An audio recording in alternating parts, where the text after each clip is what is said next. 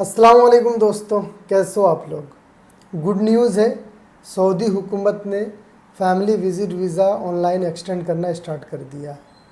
तो जो लोग परेशान थे भाई, उनको राहत वाली खबर है ये, क्योंकि सिंगल एंट्री वीज़ा लग रहा था, लोग टेंशन में थे, एग्जिट एंट्री तो होगा नहीं, अब क्या होगा।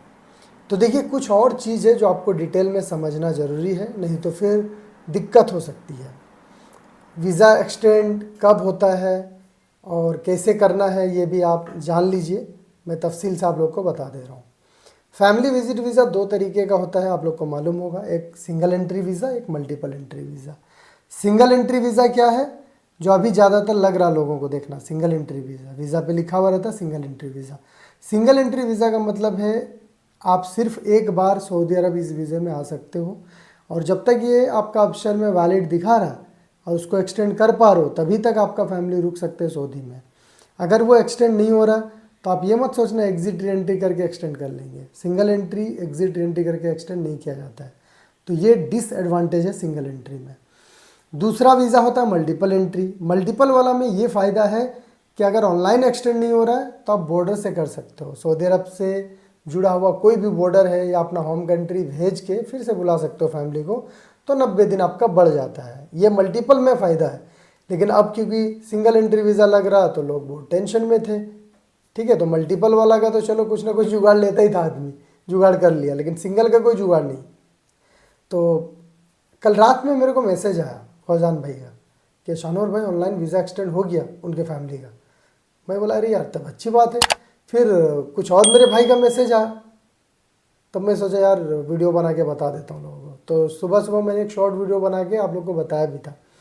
अब देखिए, कुछ लोग नहीं जानते हैं कि वीज़ा को एक्सटेंड कैसे करना है। एक्सटेंड करना बहुत सिंपल है।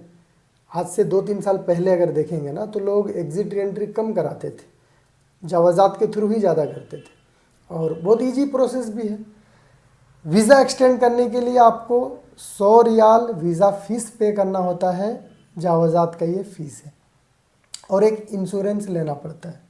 इंश्योरेंस आप लोग लीजिएगा, इंश्योरेंस का कितना कॉस्ट है, 25 रियाल 30 रियाल है, कोई महंगा लीजिएगा तो 45 रियाल है।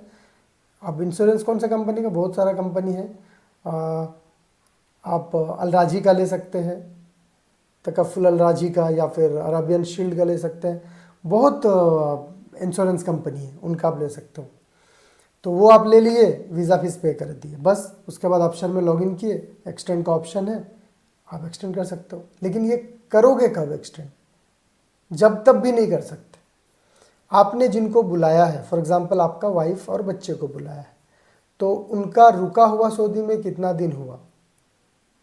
अगर उनका मान लो 2 महीना हुआ, 1 महीना भी बाकी है, तो आप एक्सटेंड नहीं कर सकते।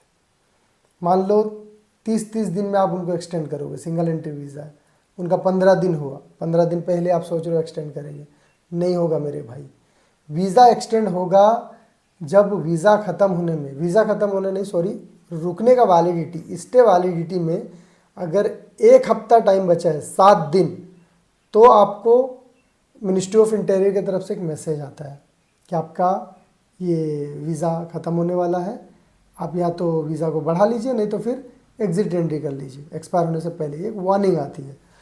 तो 7वें दिन जब आपको मैसेज आता है ना, तो 6ठा या 5वें दिन जब आपका बाकी रहता है, उस समय आप एक्सटेंड करना चाहो तो कर सकते हो। 7वें दिन भी एक्सटेंड नहीं होता है, 6ठा, 5वां या चौथा, तीसरा, दूसरा या 1 दिन बचा रहेगा उस समय भी होता है।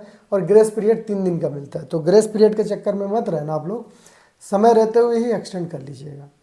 अब देखिए, अब तो मैंने ये बता दिया आप लोगों को एक्सटेंड हो रहा है। आज का डेट याद रखिएगा, ये आज का मैं अपडेट दे रहा हूँ। सऊदी गवर्नमेंट कब क्या कर रही है समझ में नहीं आ रहा। सुबह कुछ और, शाम में कुछ और कर देता वो लोग।